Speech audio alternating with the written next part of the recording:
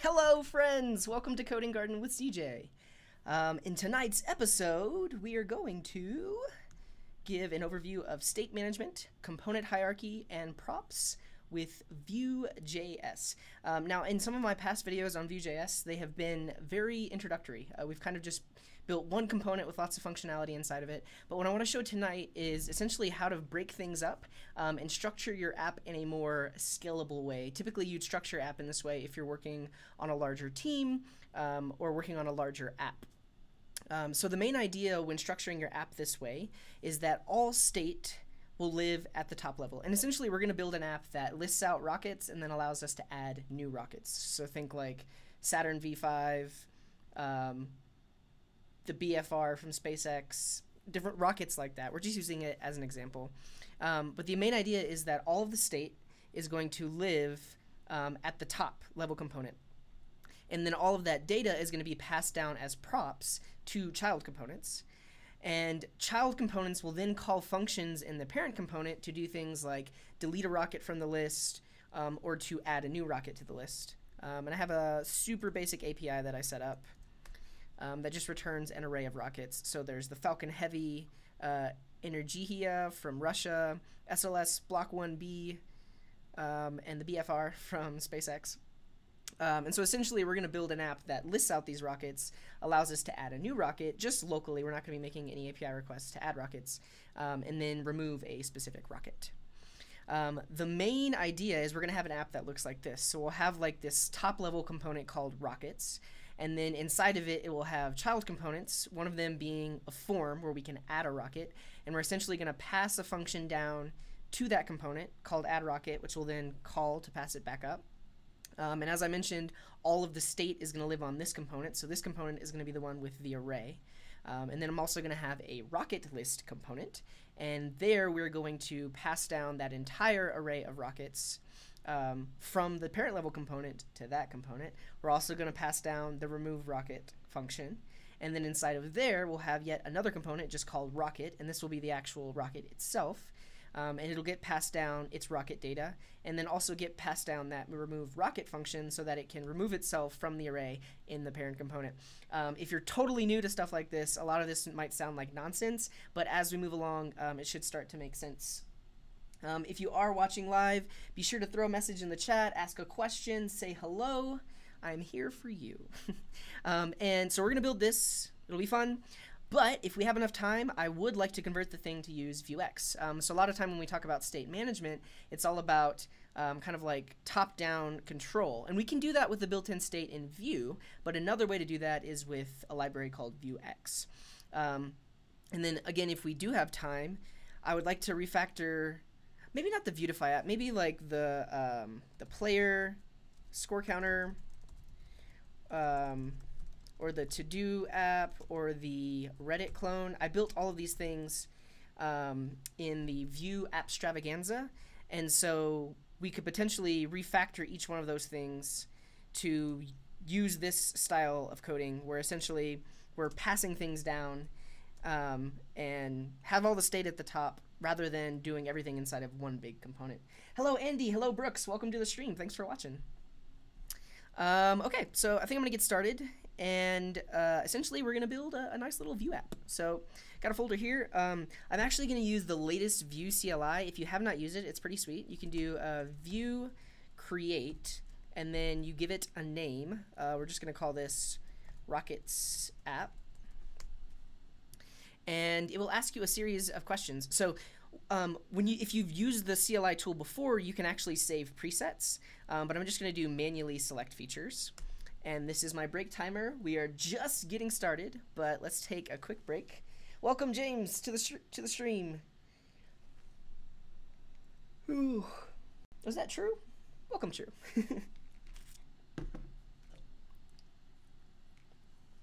Tonight, I am drinking passion fruit LaCroix.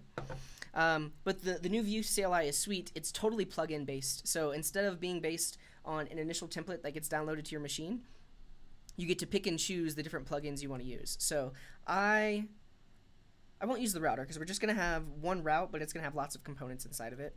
Don't really need any preprocessors. I will use linting and formatting, but that's it.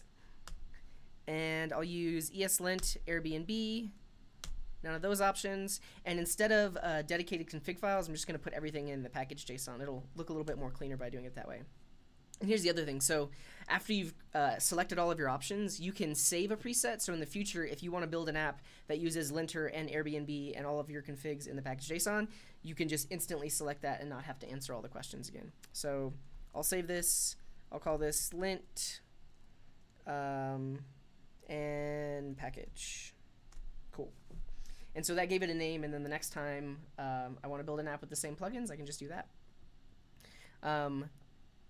Actually, they might be at a new beta. I haven't updated in a couple of days.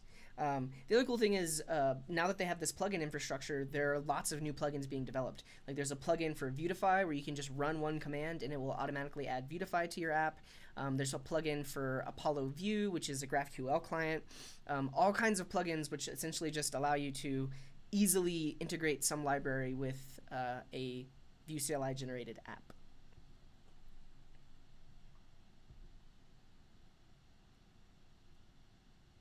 And something's happening. So this is creating this Rockets app directory and installing all of the dependencies. And it structures the folder in a slightly different way, so I'll kind of review that before we get too far into it. And if you're familiar with the old CLI tool, the command was npm run dev. Now it's npm run serve. So I'm going to go into that folder and then do npm run serve.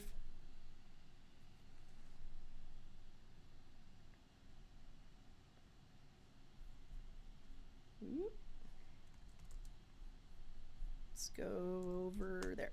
Cool. And your basic Vue app, which you might be accustomed to, but it looks a little bit different. There's some different links and stuff in there. And if we look at the folder structure, you'll notice it's very bare. And the main thing with the new CLI tool is that all of the base Webpack config and everything like that is stored inside of an npm module. And if you want to modify it, you can just add your custom config to this file here. Like if you want to add new plugins to Webpack, you add that here and it gets merged in with the base config, which is pretty sweet because out of the box we have like a really simple file structure, but under the hood it's using Webpack with all that same config that used to be in the folder before. Cool. And so the main layout is public. This is where your really where your static files can go. This is where your index.html is. And then your main.js looks pretty much the same. Your app.vue looks pretty much the same. It's just bringing in like a custom component. I didn't use router. I was going to say, because if you use router, it actually creates a folder called views, and all of your top level routes, which are defined, like used in your router file, are in that folder, and then any subcomponents are in the components folder. Today we're pretty much just going to put everything in the components folder. Maybe I'll make one view and put it in the views folder. Cool. So let's get started. So let's do just that. So like in the root of the source directory, let's create views, and inside of there I'm going to create rockets.view. And this is our top level component where all of the state is going to live and everything like that. We'll just do a basic little template, h1 rockets. Save that, and then we'll bring that into the app.vue. So instead of bringing in hello world, we're going to bring in rockets from views. And I believe we still have access to the @ rockets. And yeah, here's what we do. So right in app.vue, I'm just going to bring in the rockets component, just like that. So that's there. Let's go ahead and remove all of the default styles. I think I'll use like boot swatch today or something like that. And for now, just get rid of that hello world component. Let's see what we got. There we go. It worked. And hard refresh. Cool.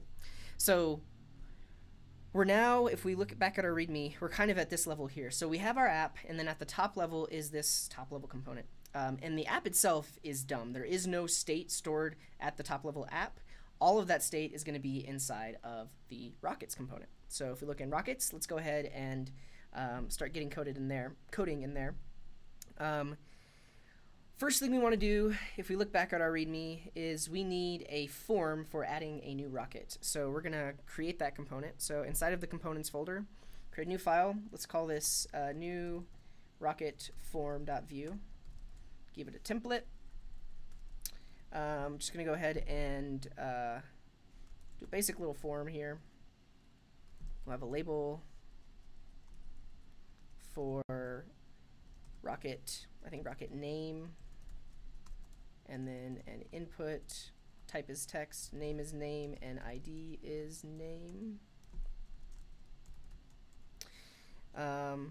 So there's our form. Let's now bring it in to rockets.view. So I'm going to import it in at the top. Import new rocket form from @/components/new rocket form.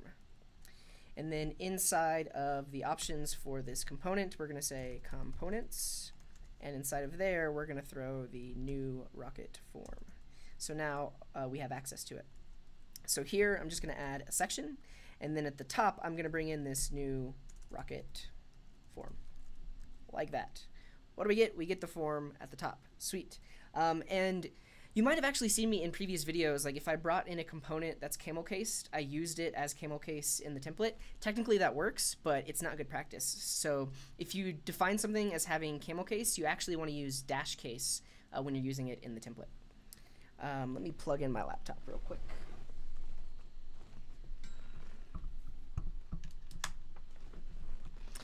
Okay, and I'm going to bring in Bootstrap, so just so we can get a little bit of basic styling. I'll bring Bootswatch. Let's use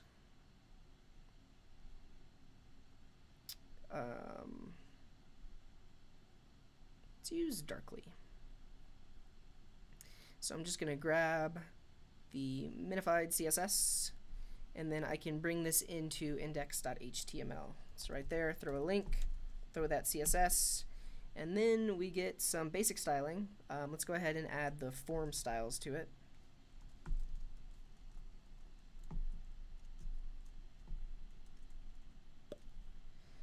I think I'm going to add a navbar up at the top too. Let's do this bluish one. Oh, well, that's weird. And just while we're at it, let's put it in another component. So like in our app.view, we'll have the navbar component up at the top and then the rockets component right below that. So let's create a simple little component. Let's call it navbar.view. And then this is just, it's just going to have a template. It doesn't need any script or CSS. We'll throw that in there. Won't be any links. And here we'll say rockets. And now we'll bring that into our app.view. So let's also import the navbar from @/components/navbar. And then we'll bring that into our component array.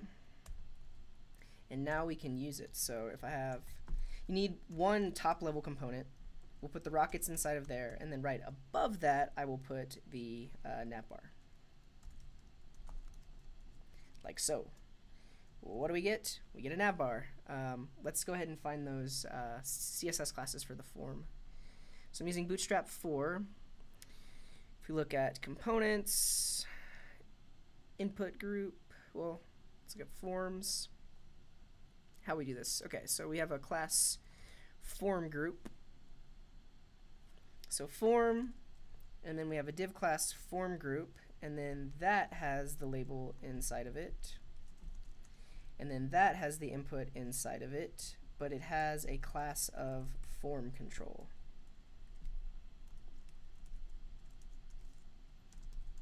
Like that. There we go. I guess the other thing I'll do is inside of here, well, inside of app.view, I want this to have a container class, just so it pushes it in a little bit. Cool. So a rocket has a name, a description, a country, and an image. So we're going to need all of those in our component up here. So we've got the name. This is formatted a little weird. Whoa, I don't like any of that. Okay, let's try again. Go in, and then these go in one. Okay, so we need a similar form group for the description.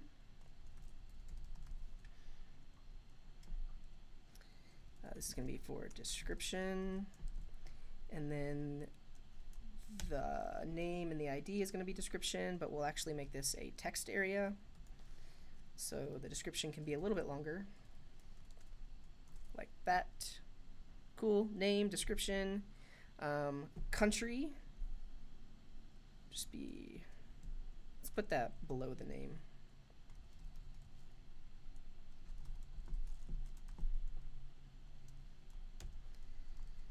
So we've got name, country, description, and lastly we need image. And so that again is just going to be a nice little input box. Image. Image. Cool. I guess the other thing is let's hide and show this form so it's not showing all the time. We can have like a simple little button that just hides and shows it. So I guess to do that, we're going to put the form inside of a section because we can only have one top level component. We'll throw the form in there, but we will add a button that says show form. And this form will only be v if show form. And when we click this thing,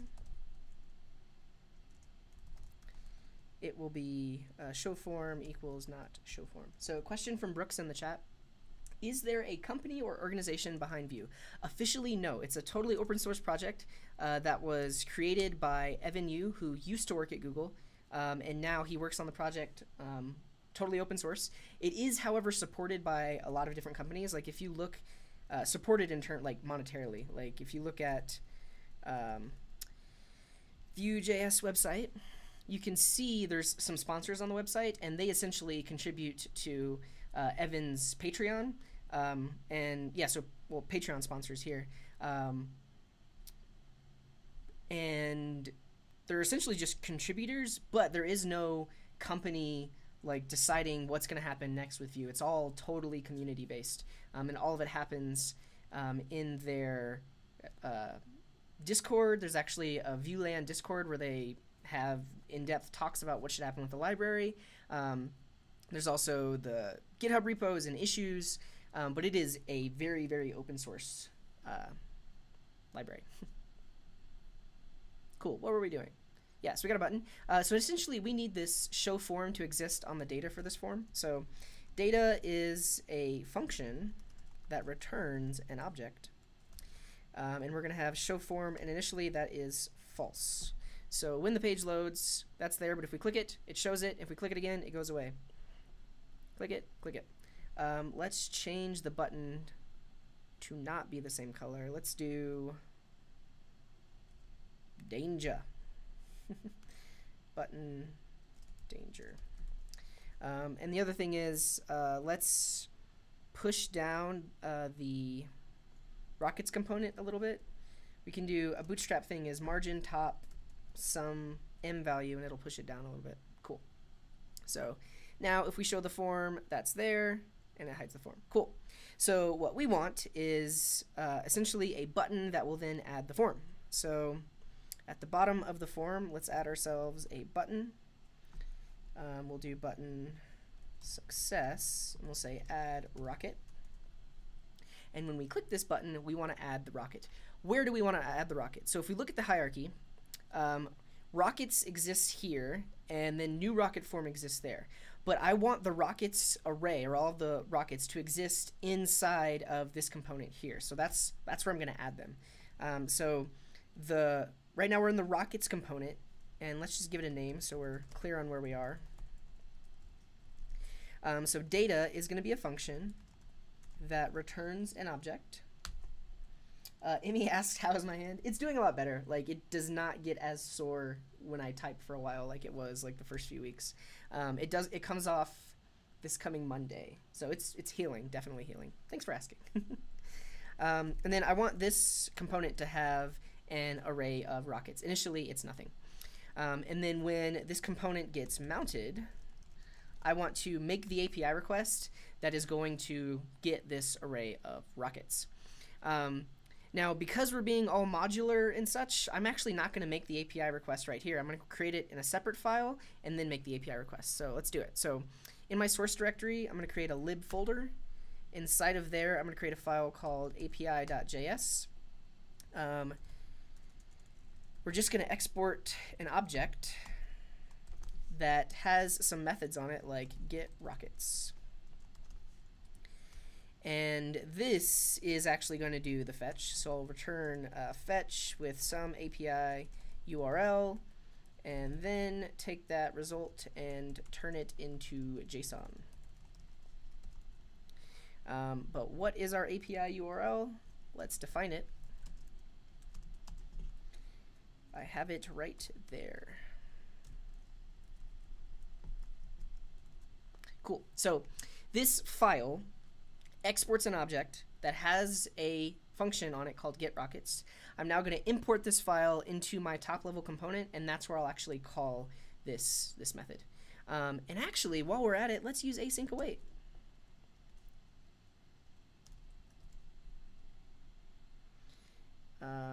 Let's do this. So we're going to say res is await, and we're going to return res.json.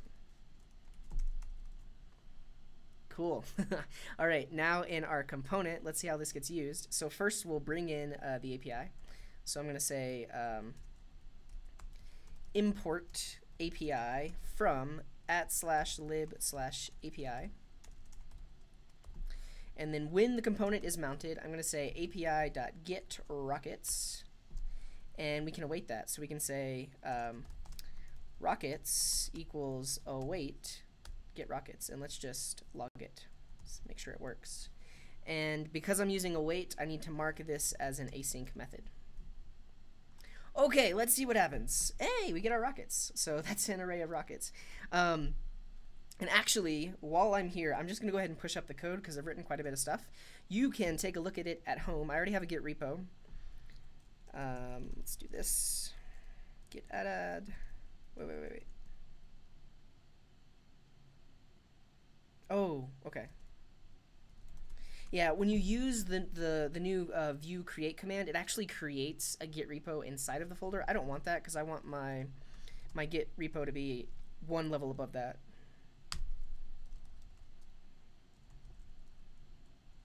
Yeah. Add initial rocket app. Go. And I'll push it up. If you look below in the video description, there is a link to this repo. I now have a Coding Garden organization, and the repo that I'm working on right now is there, so we can see. Oh man, that wasn't supposed to happen. It added it as an embedded repo. Ugh. All right, here's what I'm gonna do. I'm gonna blow it away. Gone.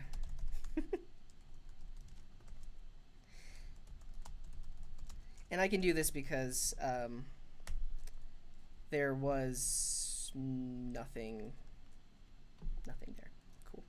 Git remote, add origin that, git push origin, force it, delete all the stuff, origin master.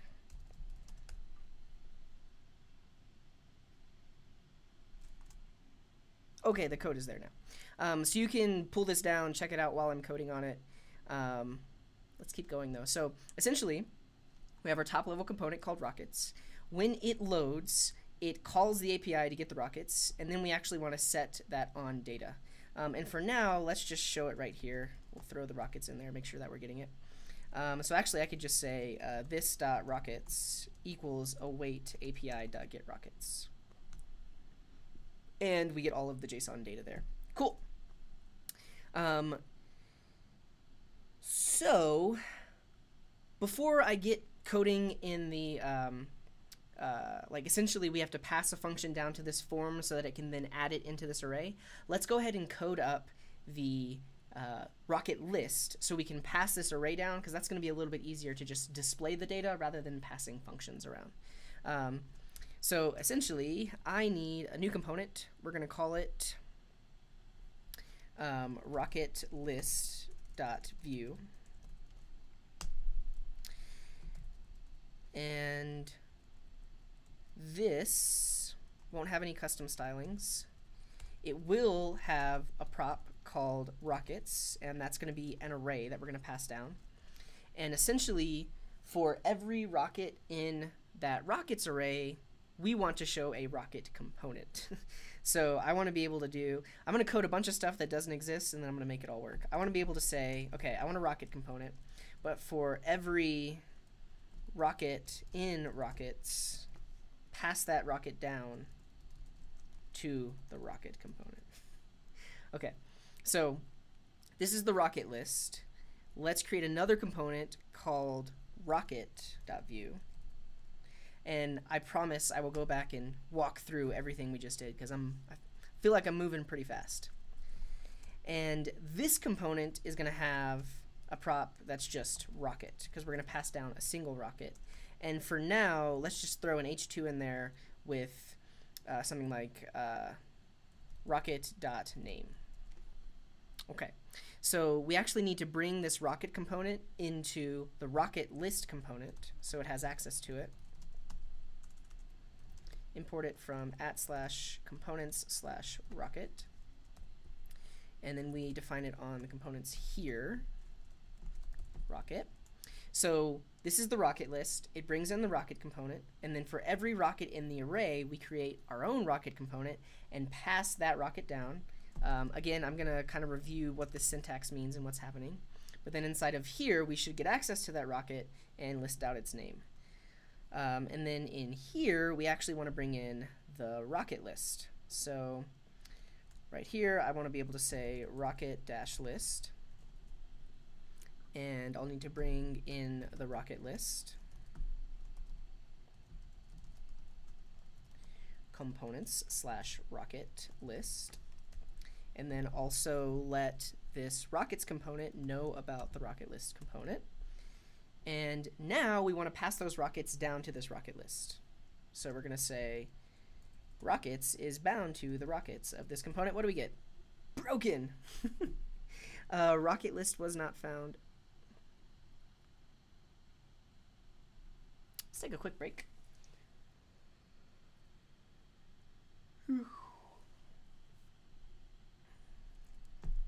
Harbor Fresh. Unknown custom element rocket list. Did you register the component correctly? Rocket-list. Maybe not.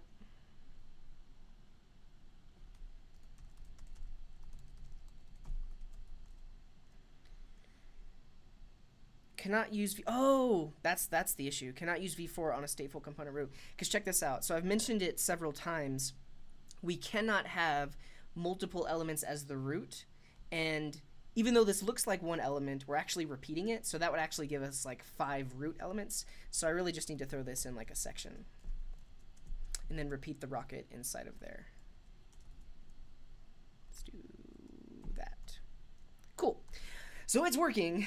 We'll review in a second what happened here. Okay, so let's actually go back to our README and kind of, because I think we've essentially reached the component hierarchy. Now we're going to start passing around methods so we can pass data around and make it work. But ultimately, top level, I have this rockets component. Inside of that, it brings in the new rocket form and the rocket list. The rocket list gets its array of rockets from the rockets component.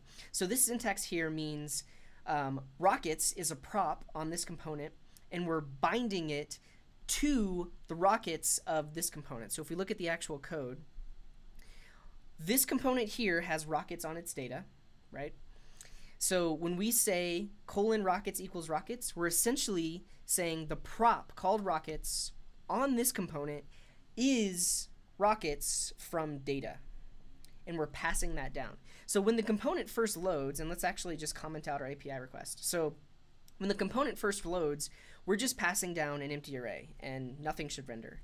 But the moment it's mounted and the moment this API request finishes, that rocket's array is overwritten, and that gets passed down. And if we look inside the rocket list, now that rockets actually has values in it, we repeat over it and create a new rocket component for each one inside of that array. So Let's clean this up a bit. Rocket list gets its rockets from data. Inside of that component, it iterates over that list or that array to create a new component, and then we're passing down data even further. So this is an array, and then this is each thing inside of that array. So we're essentially saying, take one of the rockets and pass it down to this new rocket component, set its rocket prop to be the value of the rocket, and we're binding it there. So if we look inside of rocket.view, it has a single rocket prop, and now inside of here, we have access to all the props of each individual rocket. So rocket.name, rocket.description, rocket.image, etc. And so you'll notice we define our prop there, so it knows that whenever we state :rocket, we're saying that prop's value should be equal to that. And then also here we're defining the prop on the rocket list to be rockets, and that exactly corresponds to the prop name there. Whoa, when I leaned forward, my green screen got weird.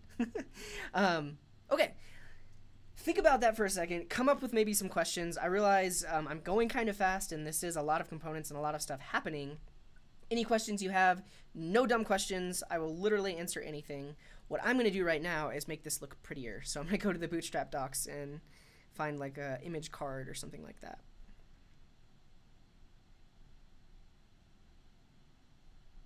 Yeah, I guess we just could use that. So we have our rocket list. Let's do this. So the section has a class of row.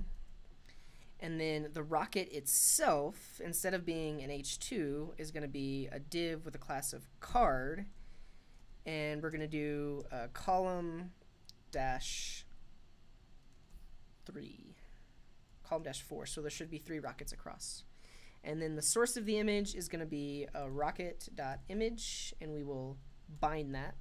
The alt text will be rocket.name, and we're also binding that.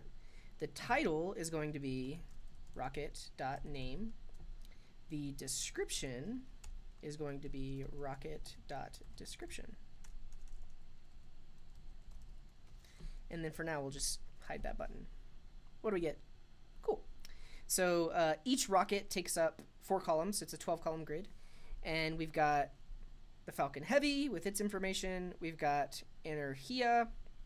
We've got that thingy. Cool. Let's just add some custom styling though. So actually I'm going to add a style tag here. Let's create a class for like rocket image. And let's say the max height is like 400 pixels. And then the width is auto. Yeah, something like that. And then we'll just add this class to this image. Hard refresh. That didn't work.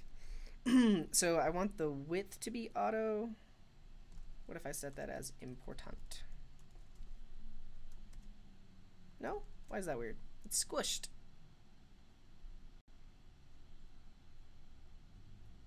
Auto typically maintains aspect ratio. Let's look at it. Yeah. What if we just hard code the height? So let's say height is 400 pixels, and then that's auto.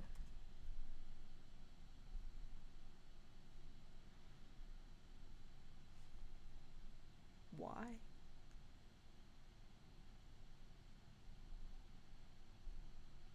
Oh, is it flexboxed? Yeah, that's why. What if we did this? Well, if we get rid of that, what if we put a div there and then put this image inside that div?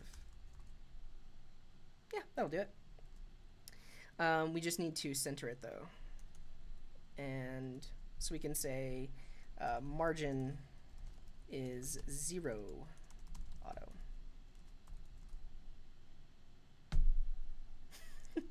CSS is not my strong suit.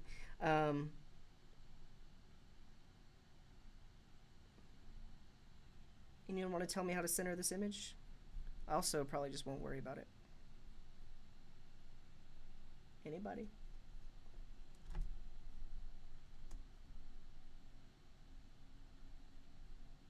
Cool. Not gonna worry about centering the image, but we have some cards there. So now we're on to the good stuff. Now this form here, we want to be able to say, let's actually, does anybody know a rocket that I can add? SpaceX rockets. There's the Falcon Heavy, I know that. It's already in the list though.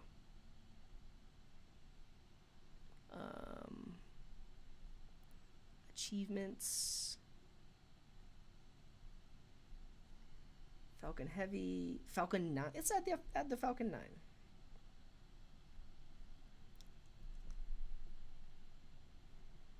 Let's find it on Wikipedia. I can find a picture. Falcon 9 wiki. No, geez. There it is.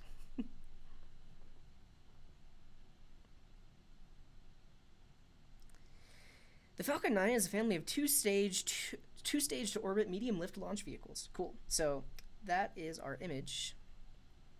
So essentially we want to be able to say like Falcon 9, country USA, description, we'll add that, throw in the image, click add rocket, and that should add it to the list. But let's look at how this thing is working. So if we look at our top level component, we've got our form, we've got our list.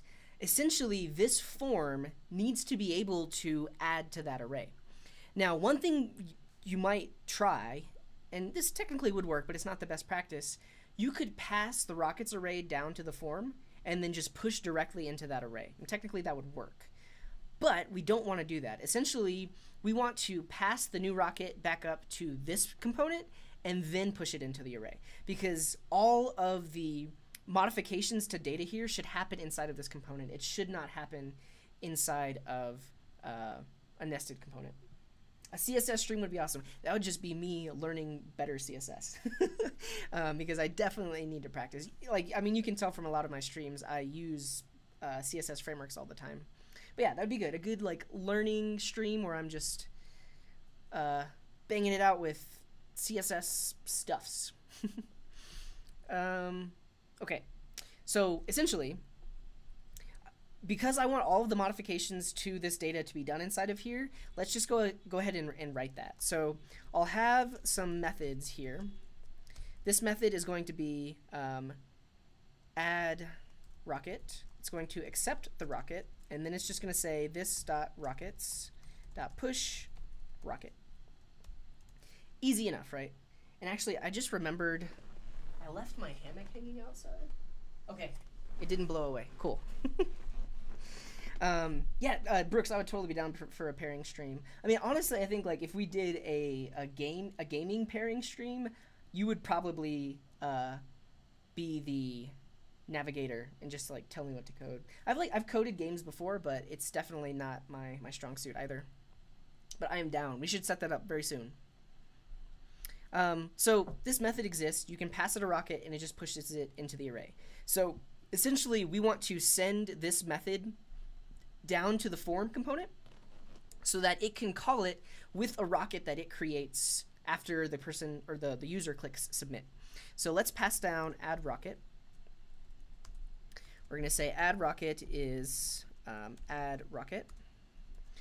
And now inside of our new rocket form, we now have a prop. And that is add rocket. And essentially when this form is submitted, we want to pass that rocket back up. So here's what we're going to do. On data, I'm actually going to have a rocket, which we will bind to in the form. So rocket is an object. It has a name, which is an empty string. It has a description, which is also an empty string. It has a country, and it has an image, like that. And actually, here's what I'm going to do. I'm going to create a nice little function that sends us this object. So get empty rocket. And right here, nice little function, get empty rocket, just returns that guy. I'm going to use this later, so when I want to blank out the form, basically I just have to call this method, override it, and then the form blanks out. Cool. So now that we have the rocket on our data, let's bind to it in the form. So the input here, we're going to say v model is going to be rocket.name. And then on this one, we're going to say v model is rocket.country. And then on the text area, v model is rocket.description. And on here, v model is rocket.image. And now I'm actually going to make this button a type of submit. And on the form, I'm going to add a submit event. So I'll say at submit, and we'll prevent the default action. We'll say on add rocket. Now, essentially, I don't want to directly call this add rocket function because I need to be able to do other things. Like I need to be able to clear out the form and different things like that. So if I were to just directly call that function, I wouldn't be able to do extra stuff. So I'm going to define my own method inside of this component called onAddRocket, which will then call addRocket, which was passed down from the parent. So on here, I'm going to have some methods. Let's do onAddRocket. And inside of here, we're going to say this.addRocket, which is the prop that got passed down, right? That method defined in the parent component with this.rocket. And then we'll say this.rocket equals get empty rocket. So that'll just get a brand new rocket that is totally blanked out. Let's see what happens. So we'll go over here. Let's do a hard refresh. Let's make sure there's no errors. No errors. Show the form. Falcon 9. Country USA. Image is going to be this thing. Copy the image address. There. Description, Falcon 9 is family of two-stage. Cool. It's good enough for me. Let's paste that in. Moment of truth. So I'm going to click this button, and hopefully we see it down there in the array. Okay, the form emptied out, and there it is. Very cool. So it's working. That's a lot of text. Probably shouldn't have pasted that much. But ultimately, this is working. So it's kind of like walk through what's happening there. So again, we start at the top level component, rockets. It takes a break. Take a sip of your La Croix. I totally forgot. I got an email from a guy named Duty. He's from France, and he told me I've been pronouncing LaCroix wrong. If I were to pronounce it in French, it would be La Croix. La Croix, I think. I don't know. Duty, if you watch this, you can correct me. La Croix. But actually, this company is actually based out of Detroit, and it's the LaCroix River. But it's like a French spelling. Okay. Top level component. So this is rockets. New rocket form has an add rocket prop, and we're passing down add rocket. So whenever you're looking at a template, anything that is essentially the expression, that is something defined inside of this component. So when I see add rocket right here, that means we're pointing at add rocket defined on methods. So I'm essentially taking this method and passing it down to this component.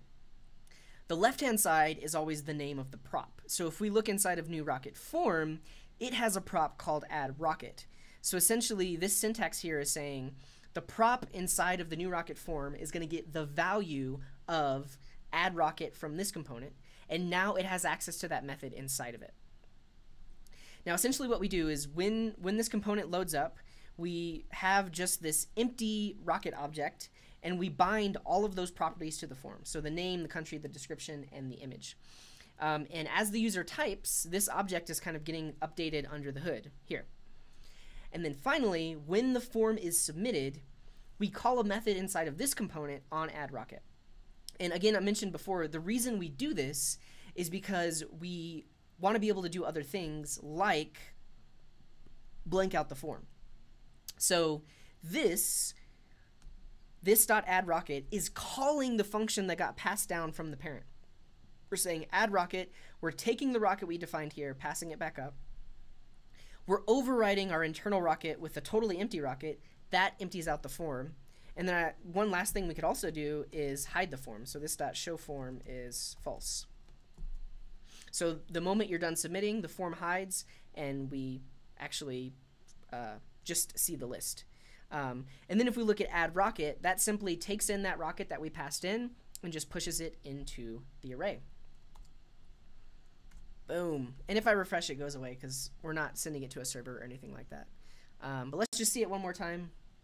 Name, Falcon 9, country, USA, description. Oh, it copied a lot more than I thought it did. That's why.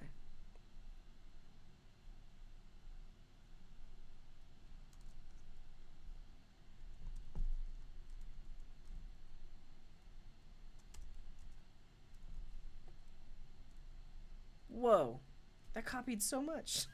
Oh, I see. It's selected on the right-hand side. I didn't see that. Okay, I just want that. Cool. And then we'll grab the image, throw that in there, click add rocket. The form hides, and if we scroll down, there is our Falcon 9. Awesome. Okay.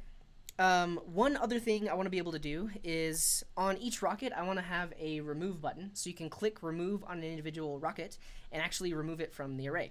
Now, this is going to work very similar to how we pass down that function to the form. In this case, we're actually going to pass down a remove function and then just remove it from the array. So like we did before, let's go ahead and define that. So let's say remove rocket, and let's get the rocket.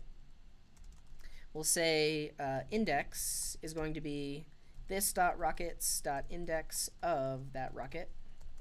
And then we're going to splice that index out of the array. So splice accepts the index and then how many you want to remove. So remove 1 from the index of that rocket, and that should remove it out.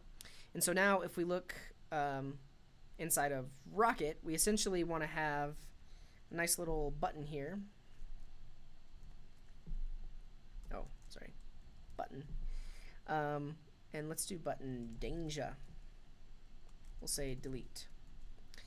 And when we click on this rocket, we want to remove rocket. But that doesn't exist, so we want this to exist as a prop. So we'll put that there. But notice, rocket is actually a child of rocket list. So we actually have to pass it down through rocket list. So if we go into rocket list, we need to pass down remove rocket here as well, and this needs to be a prop in the rocket list also. And then now to get remove rocket down to rocket list from the top level component, we need to pass down remove rocket there. So again, it's kind of like this top-down flow. We define remove rocket in our top level component. It has the functionality that removes it from the array. We then take that function, pass it down to rocket list. Rocket list defines it as a prop and then passes it down to each individual rocket. And then rocket will call this. And actually, we need to pass in rocket when we invoke it. And so now we pass that function all the way down, and whenever we click on it, we're passing in whichever rocket we actually click that button on. So let's see it happen. Delete, gone, delete, delete, delete. It works. And again, this is kind of like that top-down flow. You might be wondering, or does anybody have any questions like, why are we doing this? Like you could do this all inside of one component, and it would be a lot easier to maybe understand initially. We're not passing things around. Everything's in one place. Anybody have any questions about that? Let's get rockets. I'm gonna take a quick sip. Really, the main idea is modularity, maintainability. So we could do everything we've done in a single file, but eventually that starts to get really, really big. And then all of your logic is like intermixed. And notice like new rocket form, it does have some logic, right? And it does have its own data. But that's specific to the form. No other component needs to know about the data that's bound to the form or the fact that we're hiding or showing the form. Like all of that is encapsulated inside of this component so that the outside world doesn't have to do this stuff. And so that exists there, and then really we can reuse this component anywhere. As long as we pass down an add rocket function, we can reuse this component on like multiple pages. So that's really why we're not defining everything inside of one big component. And similarly for the rocket component, we could reuse this throughout our site. So this is just a simple component that displays a rocket, but you may want to do that on multiple places on your site. You may not only have the rocket list. Maybe you have the individual rocket page. You can reuse this component and not have to duplicate your code. Yeah, and then again, rocket list just accepts a list of rockets. It doesn't have to make the API request. It doesn't care where the rockets are coming from. It just gets it as a prop. So all of that logic, which actually calls the API, is inside of this component. And if later on we need to contact a different API or we have a different array of rockets, we can still use that rocket list component as long as the list of rockets has the same data inside of it. So by like structuring it this way, we're making our code for one, more readable, more maintainable, and yeah, essentially just more maintainable. And also, like if you're working on a large team, different people might be working on different smaller components. So instead of having merge conflicts where everyone's working on the same really big component, by working on smaller components and breaking out functionality, you can be less likely to step on each other's toes. Okay, let's look at our README, see kind of where we got. So all of the state lives in the rockets component. That's a bit of a lie because I did mention that the rocket form does have its own internal state. And that's okay with me because no other component really needs to know about this internal state. Just the form needs to know about this. So that's okay with me. However, the array, the functions, the calling the API, all of that exists on this top level component. A question from True in the chat. He's a little lost on the relationship between views and the components directory, and you're referencing rockets.view as the top level component. Yes. Okay, so technically I'm not using a router, but I might, if I were using a router, I would have a route that's like /rockets, and that would load this rockets.view. I'm calling this the top level component because app.view is really, really dumb, right? It doesn't have any data or methods of its own. Technically, app.view is the topmost component, but for the app that we're building, rockets is a top-level component that has all of that data and functionality inside of it. And ultimately, views are going to be where your complex components go. So like any component that is like making API requests or is holding on to a list of data or something like that, that would go in your views directory. And then anything that has props on it and like is essentially just a child component, that's going to go in your components directory. And yeah, I probably shouldn't be calling rockets our top level component because technically this is our top level component because even in here we're bringing in like navbar and rockets, and I could also bring in like footer component or something like that. But the way I'm talking about it is essentially like the top level of the meat of the app.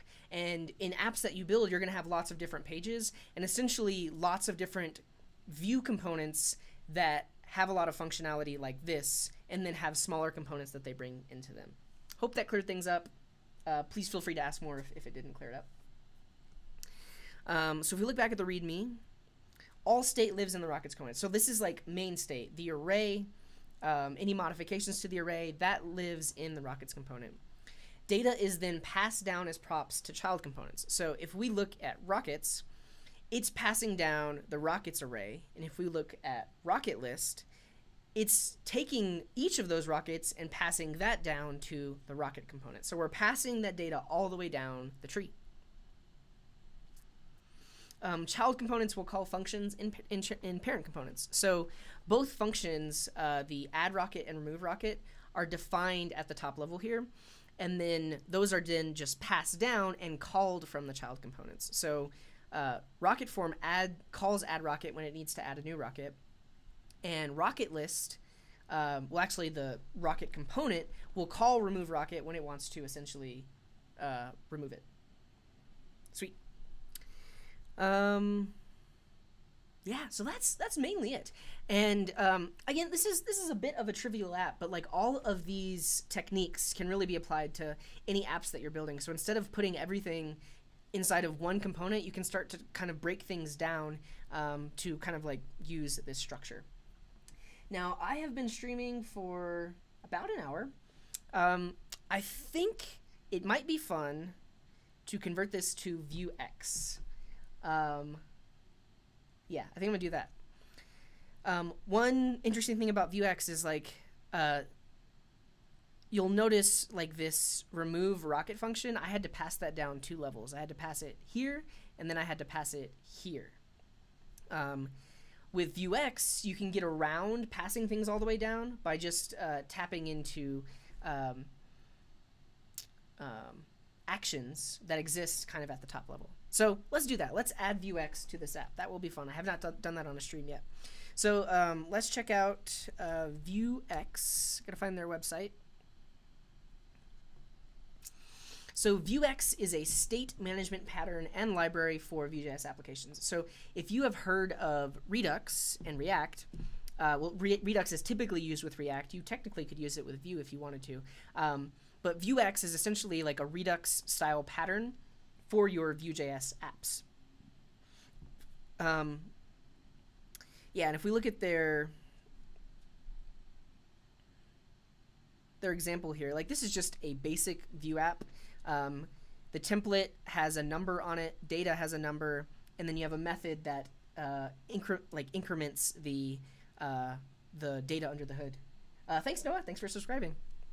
So this is like your super basic Vue app. I think in here they'll actually talk about how they turn this into a Vuex app. Ultimately, state is the source of truth. So you'll notice how in the rockets component, this is kind of the source of truth for the whole app. So like this is the source of truth for the form because it will add to that array. This is the source of truth for the list because it lists out that array. It's the source of truth for the rocket component because it's getting the data from there. But essentially, Vuex has you structure your entire app in that way, where all of the data lives at the very top. And then any components that want to use that data have to use either getters or essentially get the data directly from state. So you have your state, and that's all of the data of your app. You then have your view, which is like the template, how that state is represented in the view. And then you have actions, which are different things that can change the state based on user input, like adding to the array or removing from the array or something like that. And there's some different terms in here. So let's take a quick break. Also collect my thoughts.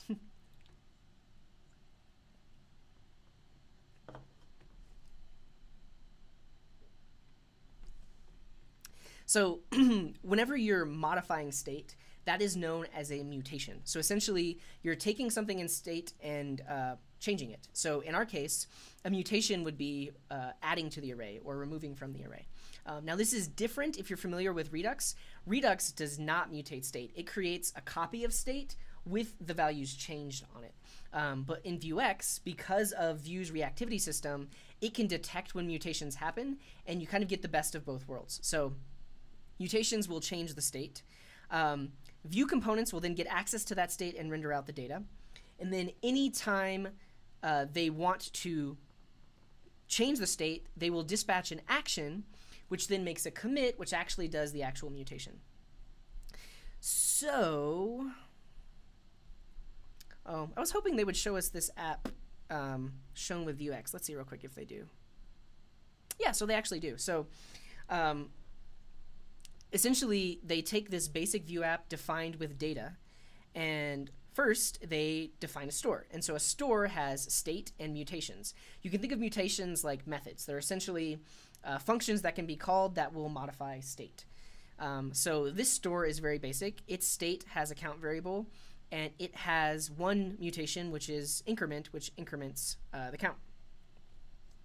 And the way that we make that actually happen is if we say store.commit and then pass an increment, under the hood, that will call this method with state, increase the count, and then re-render the view to show the latest value. The other thing built in here is getters. Essentially, getters are very similar to computed properties on your component because they can access multiple things and then just return some value to use on your component. However, let's just use it. Let's get into it. So if I go into getting started, installation, yeah, we can install it. So Actually, because I use the Vue CLI, there might be a Vuex plugin. Let's just search that real quick. If there's not, then I'll install it manually. Vue CLI 3 Vuex plugin.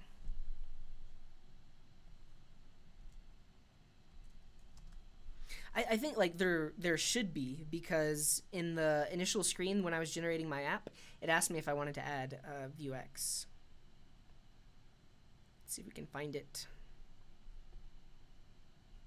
Actually, I think honestly I will, if I can go into this folder, if I do Vue add Vuex. Hey, sweet. So that's gonna install Vuex. What? Not found. What? Vue CLI plugin latest was not found. Well, that's lame. Let me update my Vue CLI command.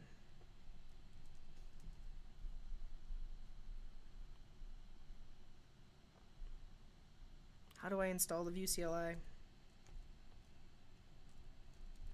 npm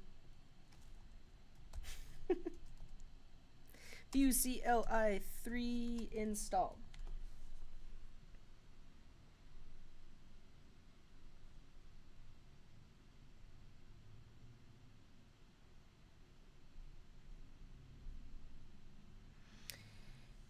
Yeah. Let's do that. I think maybe I didn't have the latest version. Probably shouldn't be spending time on this, but this would actually be really cool if I could just do Vue add Vuex. It automatically installs it. It'll create the files for us, bring it in. Well, it is beta 6. Let's try it now.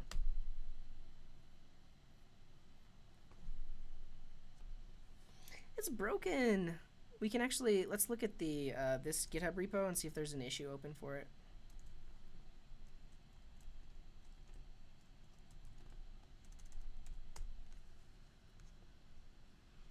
I think it's github.com/Vue.js/that. What the heck? Let's search it on npm.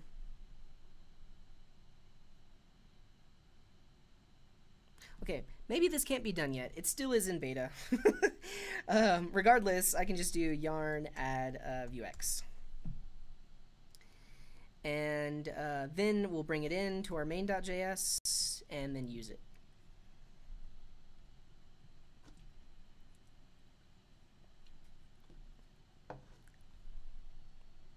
Okay, so in our main.js, right below Vue, we can import Vuex from Vuex.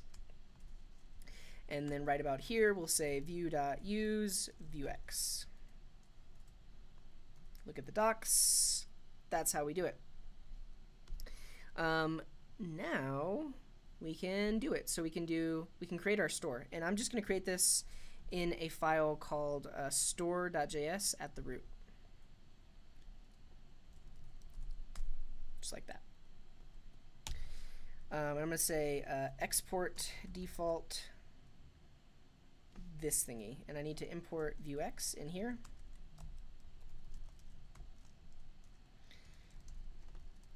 Vuex.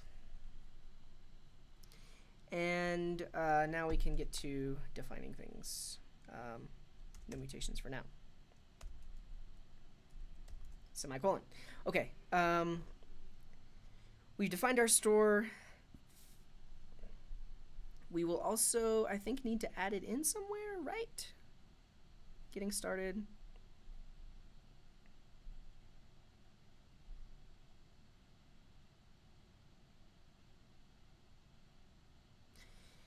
Yeah. I believe in main.js we'll also bring in the store. Let's take a quick break.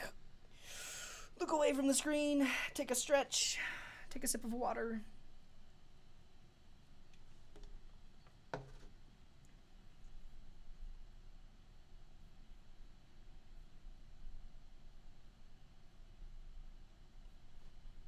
Okay, yeah, I believe if we bring the store in here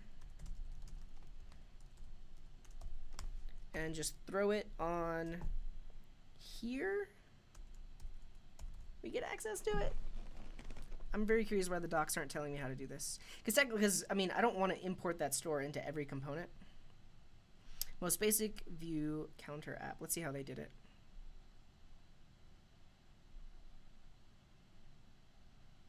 What? I don't want to do that though. I want to bring it into an app. Application structure. Components, store, you have your, yeah, and typically you can split those mutations and actions out into separate files. Mine's going to be pretty basic, so I'm going to keep it all in the same.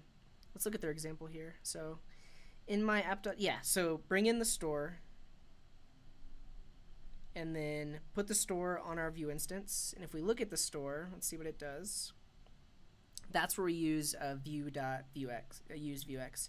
Makes sense, so let's do that. So instead of doing that there, we can actually do this inside of our store. We'll have to import Vue too.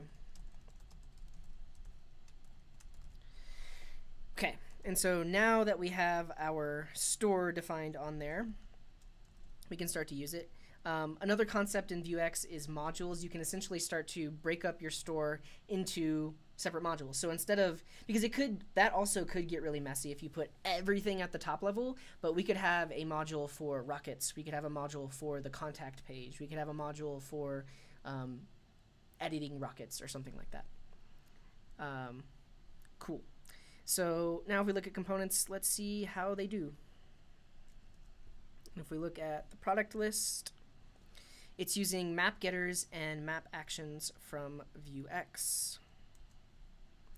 And if we look at the store and we look at the products, it's getters. Some complex stuff. Let's figure it out though. Okay, so essentially the state of our application is that array of rockets. So I want to just say like rockets is an empty array, right? And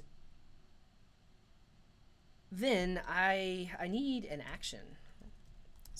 I essentially need an action that's actually going to call the API, and then I can fire off that action from inside of my component. So let's create a get rockets action. Let's take a look at actions in the docs. So it gets access to the context.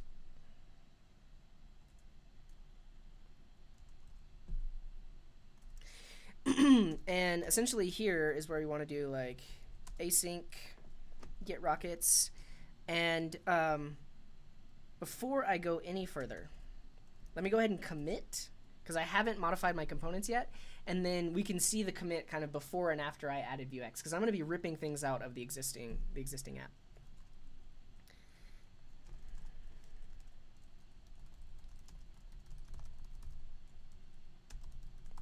Initial Vuex. Cool.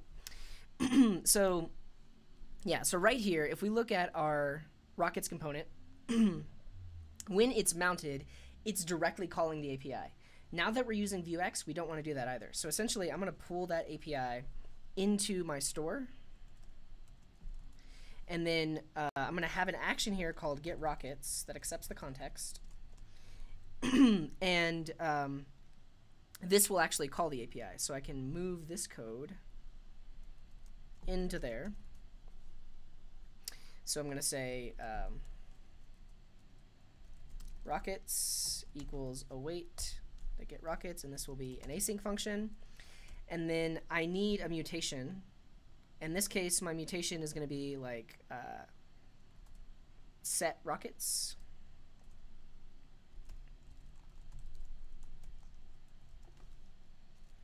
And this will accept in, I believe, if we look at mutations, it can accept in a parameter, yeah? So we'll accept in the rockets, and here I'll just say state.rockets equals rockets.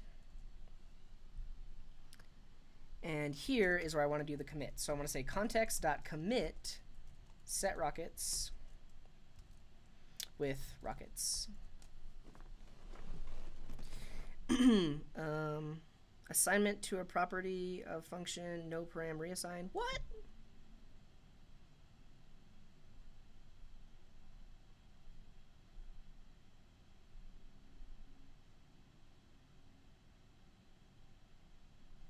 When adding new properties, I am just going to ignore this line, the ESLint ignore this because I want to do that.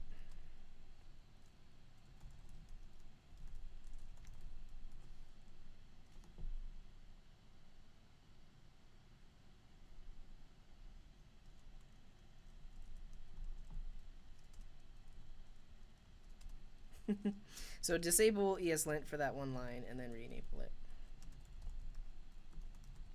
So essentially, what happens is when we call this getRockets action, it's actually going to make the API request.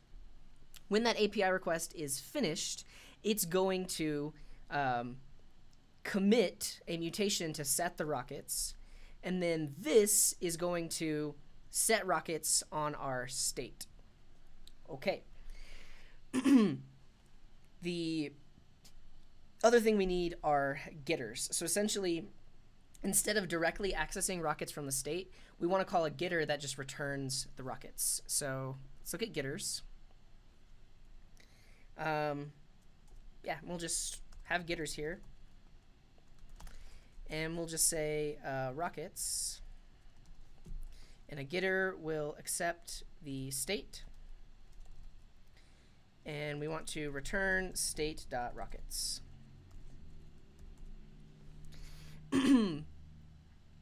Cool. Let's fix that. Cool. Okay, so we're doing some stuff. It's all going to make sense very soon.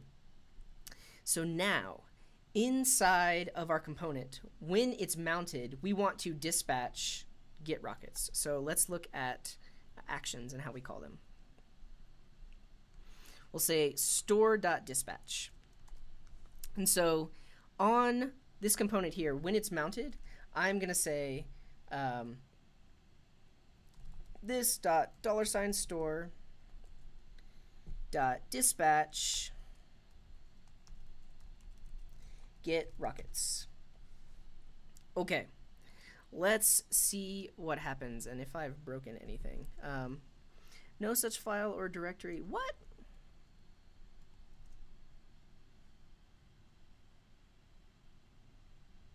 Puny code? Why are you complaining? Main.js. What am I doing in here? So I'm bringing in the store. If I look at store.js, it's exporting a Vuex store.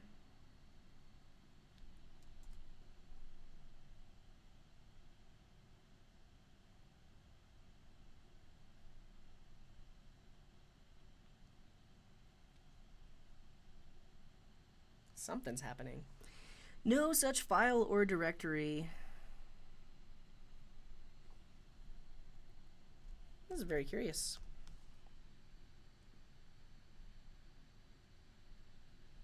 It's like Ionic stuff.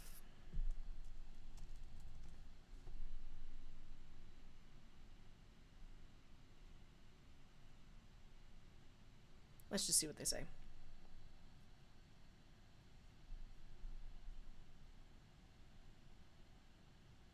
Oh, you know what? It could be earlier when I was having that issue when I tried to add it from Vuex. Like if we look at our package.json, we do have Vuex as a dependency. Yeah, I'm gonna. Oh, I think that's what it is. Okay. So for whatever reason, I have a package lock.json. Let's delete that. And I'm going to totally clear out my node modules and then just do a yarn from scratch, yarn install from scratch. I think it was like yarn and npm install conflicting with each other. Okay, now we will yarn.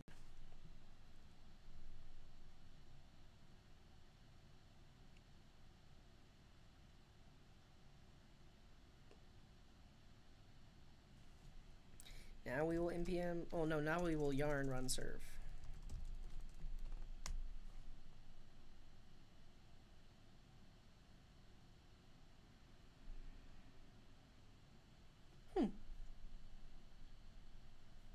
Is it giving us the same error? Oh, components listed should have explicit B keys. Okay, so I think it's working now.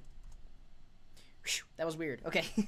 But however, so nothing's showing on the page, but that's because I've moved everything kind of into Vue. I guess I don't have the Vue dev tools. I'm gonna go ahead and install those. Vue dev tools, because the Vue dev tools actually have a Vuex log and debugger in them, so we can see all of the actions and the commits and everything happening inside of Vuex. We can see that in the store, in the dev tools. Let's do hard refresh. Hard refresh. Vue.js is detected on the page. Where is it? Close the dev tools. Reopen the dev tools. There it is. And switch to Vuex. Okay, so you'll notice you can see our base state. Let's do a refresh. I'm not seeing the commits though.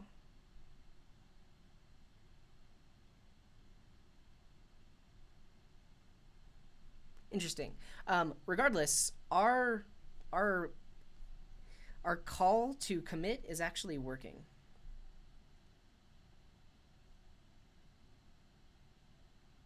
Okay, so the store is getting the rockets because in our component we're saying dispatch get rockets. Cool.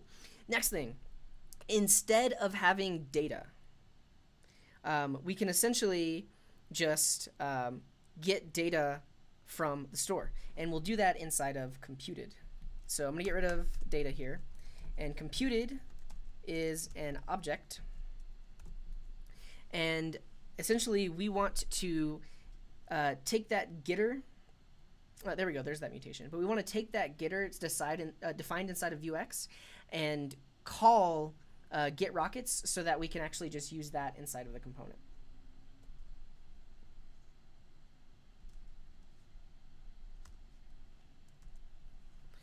So if we look at the Vuex docs on getters, we can use, I believe, map getters. Yeah, the map getters helper. And essentially that will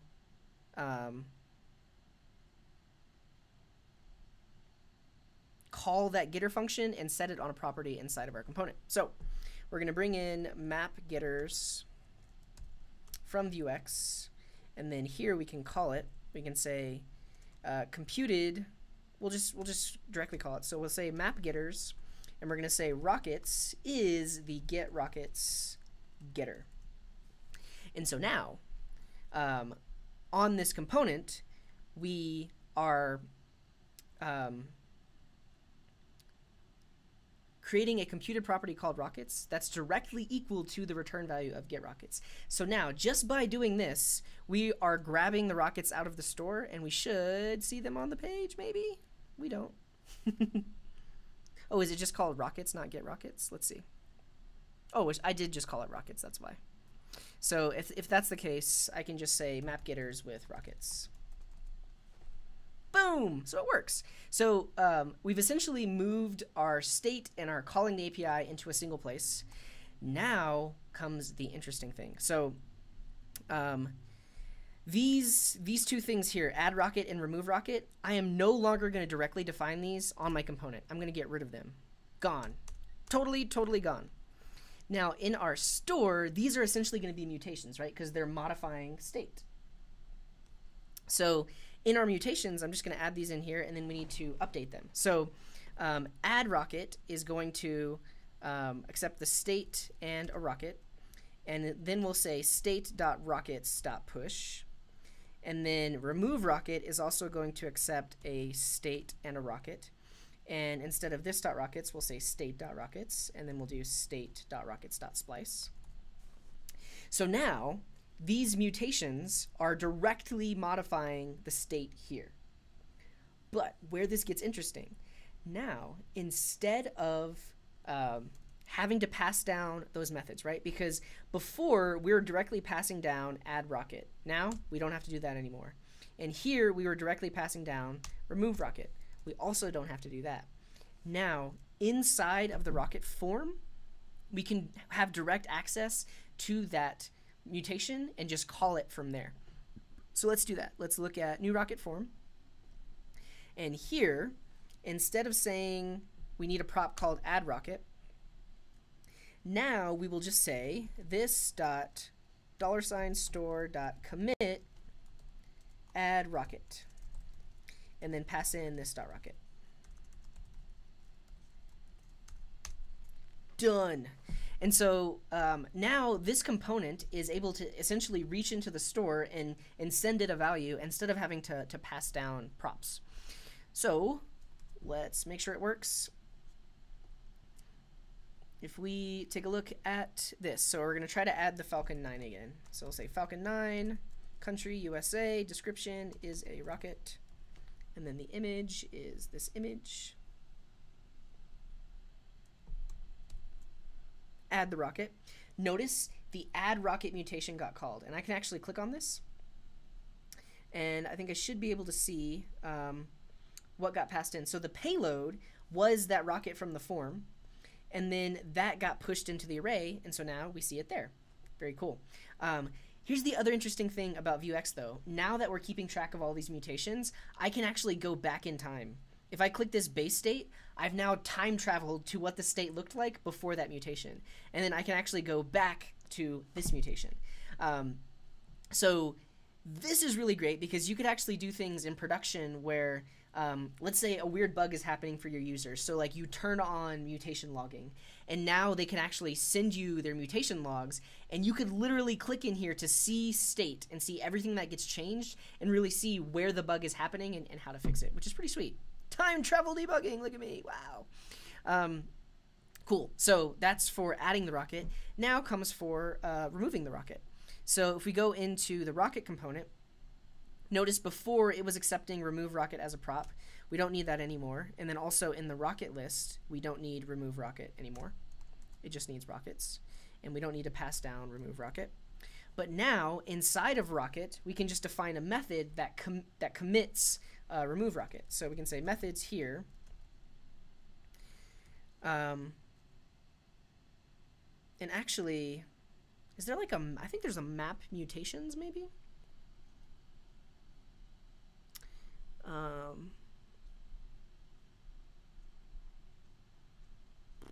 Yeah, map mutations. Awesome. So instead of having to define a method, I can map the remove mutation from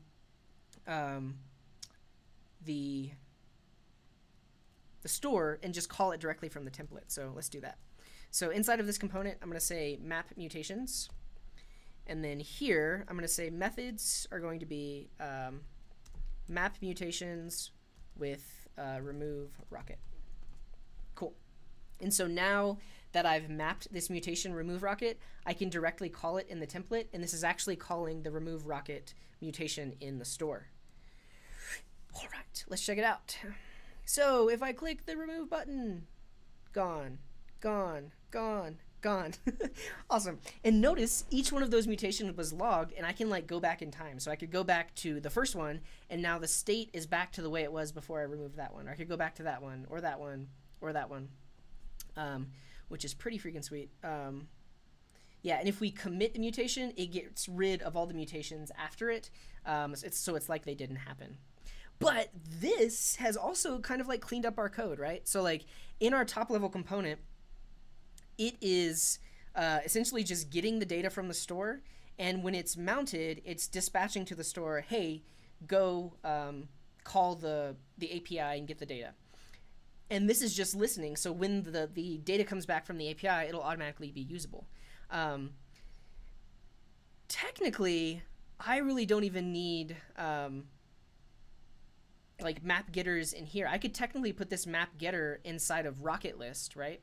Because rocket list is the one that actually uses the stuff. Let's do that. Why not? So instead of passing this down as a prop, let's actually take this getter here and put it on rocket list. Like that. I'll have to bring in map getters in there instead. So rocket list will bring in map getters, and now rocket list has direct access to the store to get the rockets. But it still makes sense that this rockets component is actually the one that's firing off get rockets, because it's kind of like this is the brains of the operation, and then the rocket list will just be listening for that and will show the array. Yeah, so when the app loads up, the top level component fires off get rockets, and then this rocket list is just listening for when that actually has some data on it, and then is using it and then passing it down. Awesome. Okay, so that is kind of like Vuex in a nutshell. Essentially, it takes all of the state, all of the mutations of the state, all of anything that's happening with state, and puts it all in one place. And then anywhere in our app where we need to use that, we essentially directly call the store to do that thing. And this actually makes our code a lot easier to maintain, because we're not modifying state in random places and we're not passing props everywhere. Everything, if we need to update it, happens in this one place. And anywhere where I see a commit, I know that they're calling a specific mutation in my store. Cool. I think that's it. I have been streaming, I think, for, close to an hour and a half now. I am a little bit exhausted and hungry, so I'm going to go eat dinner. Any last questions, thoughts, comments, criticisms in the chat? Happy to talk about absolutely anything. And I'll go ahead and push up this code so you can take a look at it as well. Oh, yeah. Let me fix these vbind keys real quick. So this v4, I need a key. Let's do the key is rocket.name. Yeah. Cool. That got rid of that error.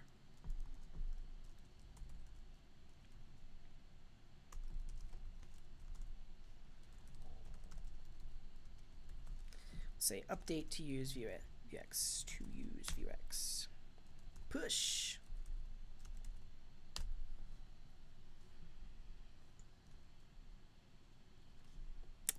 Gotta set my upstream.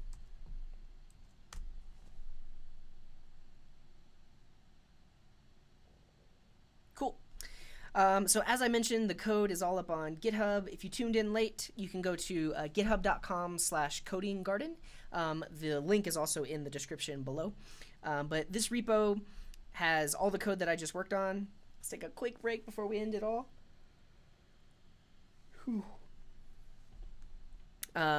So it has all the code, and if you do look at the commits, I probably should have done this on separate branches, but you can go back in the commits to see what it looked like before Vuex, and what it looked like before we built it all out. Thanks everyone for tuning in. I will mention real quick a few things. So if you visit coding.garden, you can see my latest stream schedule. So this will show up in whatever your time zone is. Oh yeah, True says he hadn't seen Vuex in action yet. It is pretty awesome. I actually don't use it as much, and let me move myself out of the way so you can see my schedule. Yeah, I don't use it as much, but when you're building larger apps, it makes a lot of sense because it moves everything into a central place. It gets a lot easier to manage. But if you visit coding.garden, you can see my streaming schedule. I'm trying to stream at least once a day. This morning I did morning tea. Check out that if you have not seen it yet. Right now we're at the 6:20 stream. All of these are in Mountain Time, but if you view the app on your page, you will see it in your local time zone. Also, if you visit poll.coding.garden, I may need to log in. Yeah, so you can suggest new videos for me to make. Again, let me move myself out of the way. Just make myself tiny. Actually, this is great. Watch me float around the screen.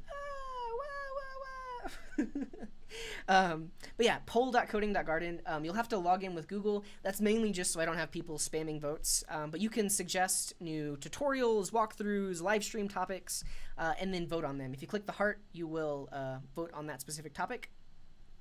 I think that's it. Don't forget to subscribe. I'm really trying to get to 1,000 subscribers. I can start to monetize the channel and do this a lot more often.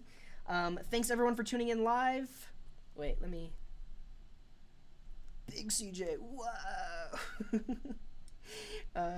Sweet. All right, thanks for tuning in live. See you next time.